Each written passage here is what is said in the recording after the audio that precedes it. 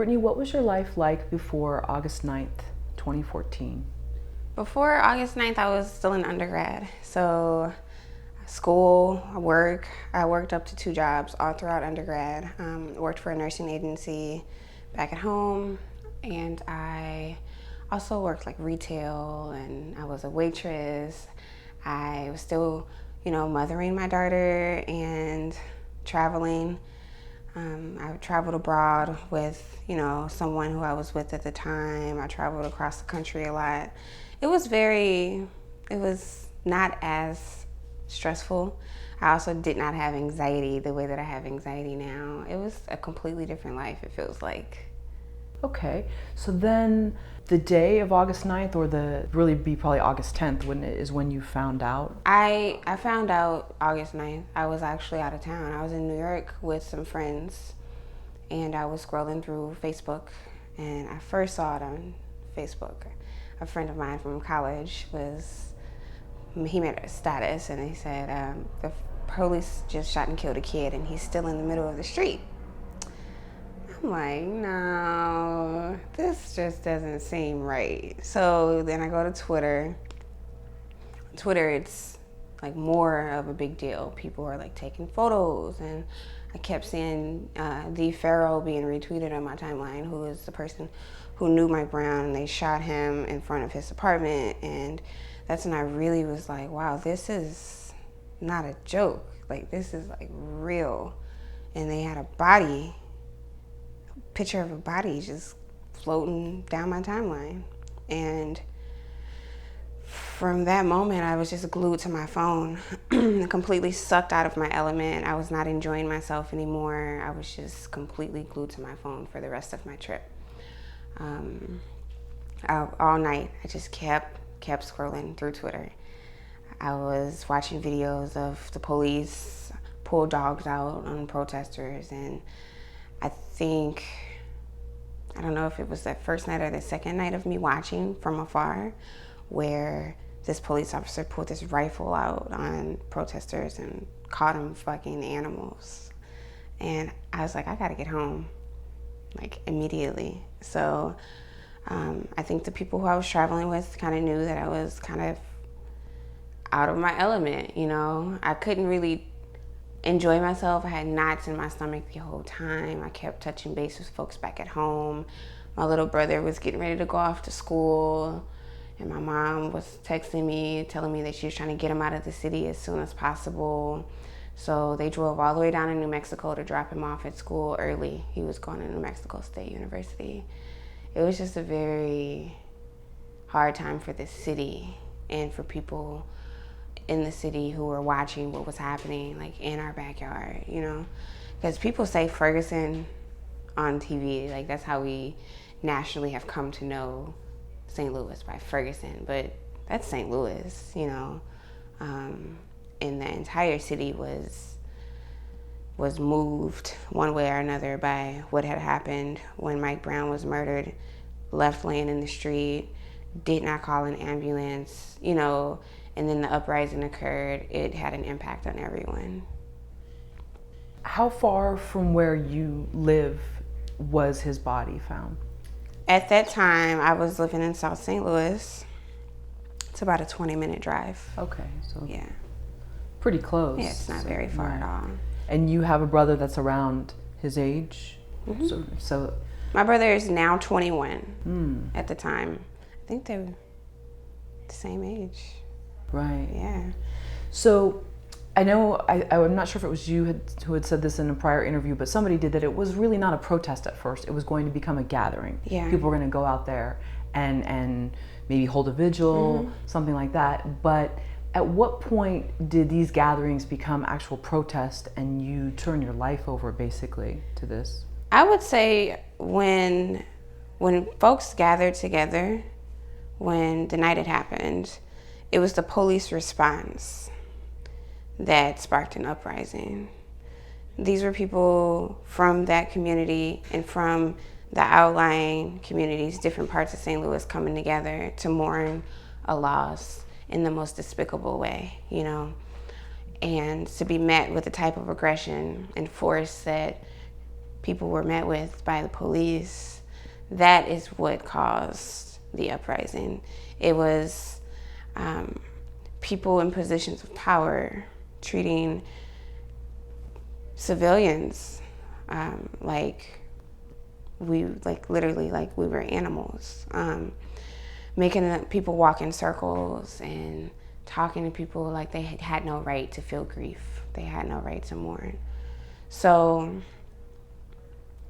it was supposed to be a vigil. It was supposed to be people getting together to hold space for Mike Brown, but being met with dogs, tear gas, mace and rifles and riot gear that made it what it was. And prior to August 9th, 2014, just quickly, what was your life like going to the store? Did you feel as persecuted as the way you see in this footage of either the night after the shooting or other? Going to the store. So what is your life like just driving, just being there? How do you feel watched? Do you feel like you're scrutinized? In St. Louis, always. Those, the way that I feel being a Black woman now, it didn't just happen after August 9th. Whether it was driving or whether it was me existing in predominantly white spaces, whether it was me walking into a store, I've always been aware of my Blackness, and in some cases how my Blackness intersects with my womanness when I go into certain spaces. Very aware of it. I think most Black people are, because we have to be. So I think after August 9th in St. Louis, racial tension it's always been in St. Louis, but it heightened to the point to where people became a little bit more blatant. They want you to know where they stand, what they believe in. It makes the tension a lot more thicker, but nothing really changed about my experience, except I might rub a lot of people a little bit, I rub them the wrong way now because I'm more public and open about how I feel as far as my politics are concerned. And it's just one of those types of things where people, they don't agree with you. They want you to know that they don't agree with you. They want you to feel like you're wrong and they're right and why, But that's really it.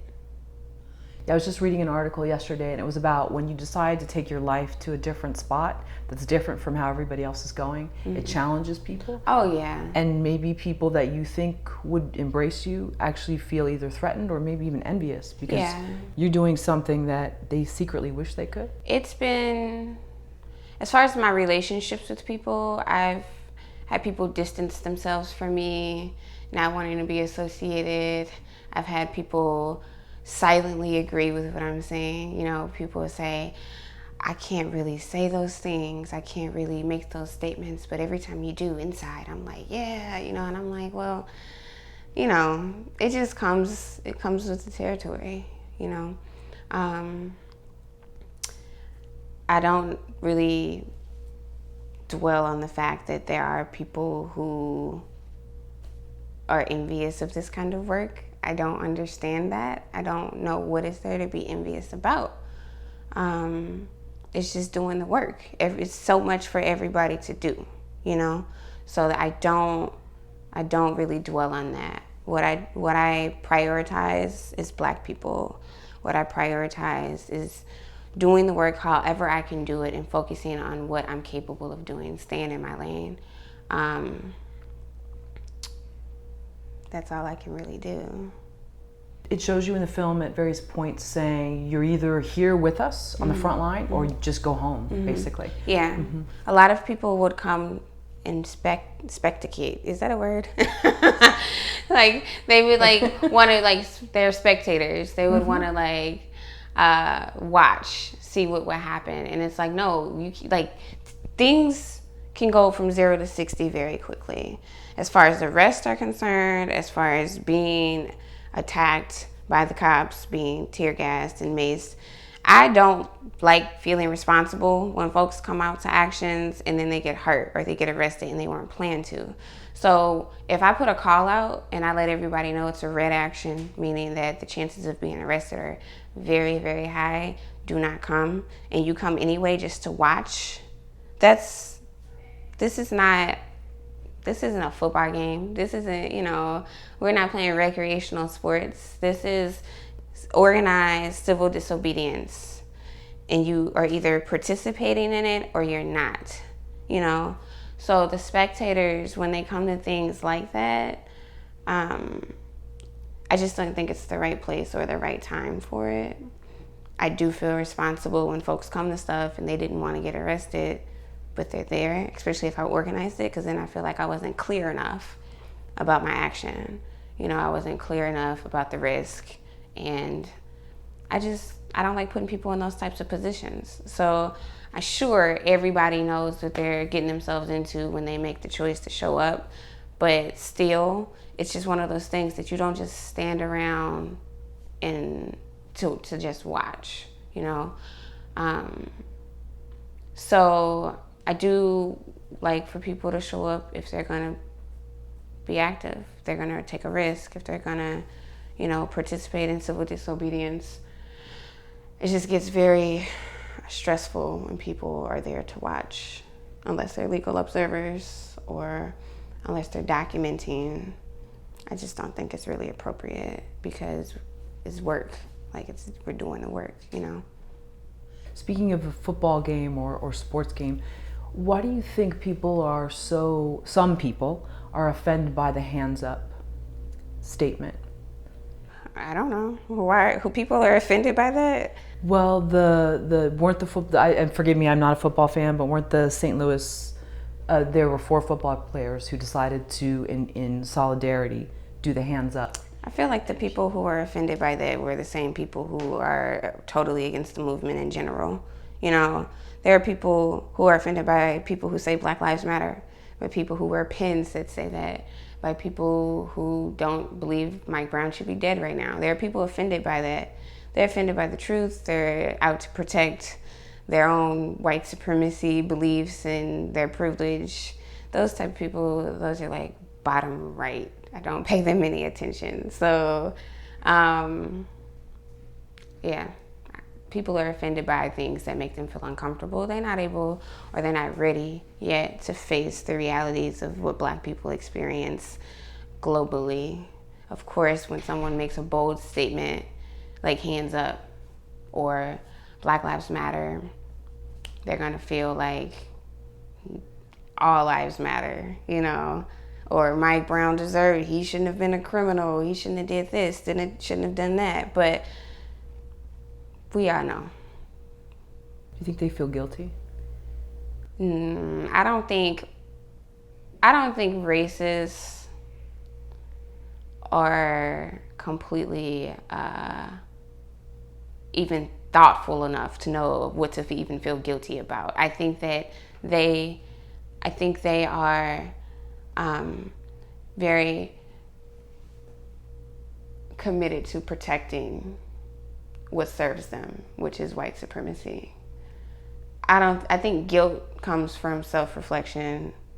I think it comes from, a lot of times I feel like you have to think about your actions. You have to think about what you said in order to elicit some feeling of guilt. How you respond to the guilt, that's depends on each individual. But to even feel it, I feel like you have to put some thought into it. White supremacists, racists, they do what they do, and that is to protect this system that protects them. It is to keep things in order the way that it always has been. I don't think that guilt is even an option when it comes to white supremacists. They don't feel. So what do you think will happen when the film Whose Streets screens in throughout the entire state of Missouri? Well, I saw a preview on Facebook and I scrolled through the comments. I usually don't do that, but I did. And it was a lot of people who wanted to talk about how Mike Brown was a criminal and that's why he was killed, and the Black Lives Matter movement is useless, and we don't do anything when black on black crime happens, but we protest police brutality. The same things that people always do to try to invalidate the movement and try to invalidate why the uprising occurred and why uprisings have been occurring nationwide. I feel like it's going to be the same thing. It's going to be people wanting to invalidate what is true with their reasons for why Black life should be deemed as worthless. You know, I expect that. I expect a lot of pushback. I expect people to be uncomfortable. I expect people to want to argue about why the film is dishonest, or why, you know, there's this thing where people now has created this narrative where Black Lives Matter automatically means that you're anti-police. So that's going to be, I know that's going to be a conversation. People are going to probably call it an anti-police film, but. Well, I don't want to give away too much about the film, but I think it's in the middle, and you have a very powerful scene where you're showing a woman of color, and you're saying things to her, and she can't speak, but her face shows that she wants to say something. And it's a really powerful scene.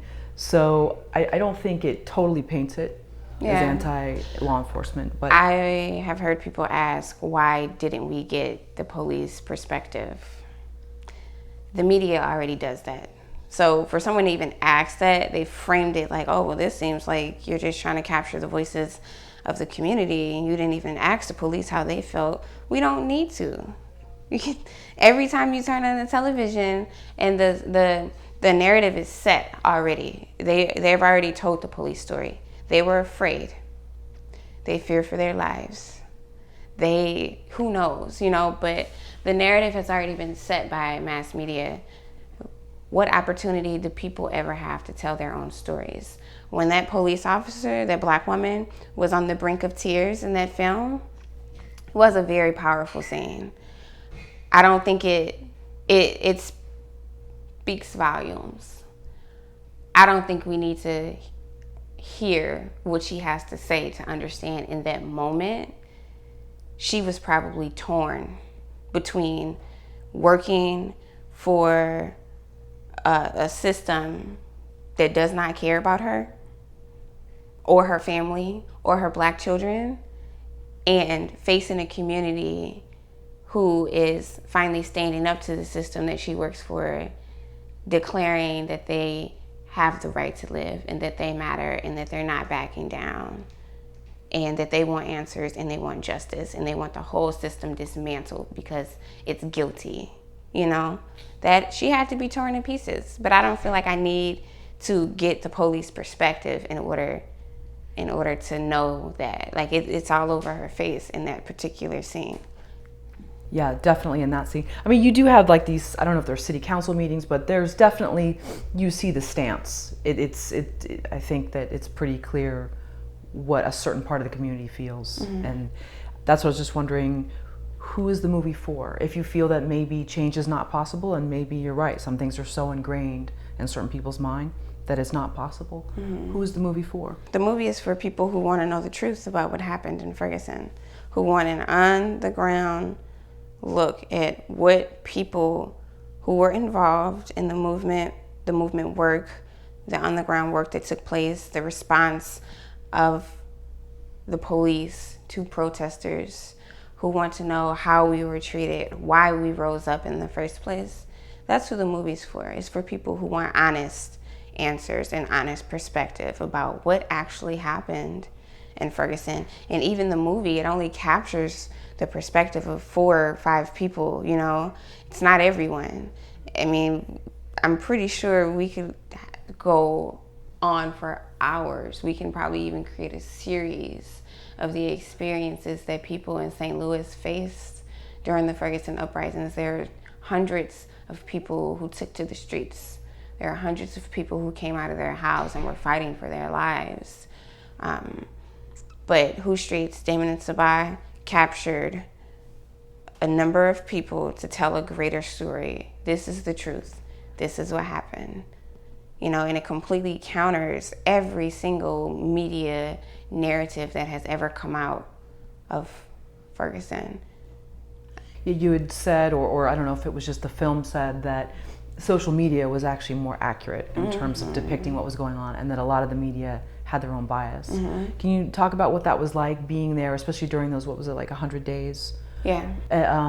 When you felt, or maybe you didn't, but a duty to put out things that maybe contradicted what the big outlets were showing. Yeah, all of the events that I could rely on, like things that I knew that were actually taking place, I had to find out from social media, and I broadcasted on social media.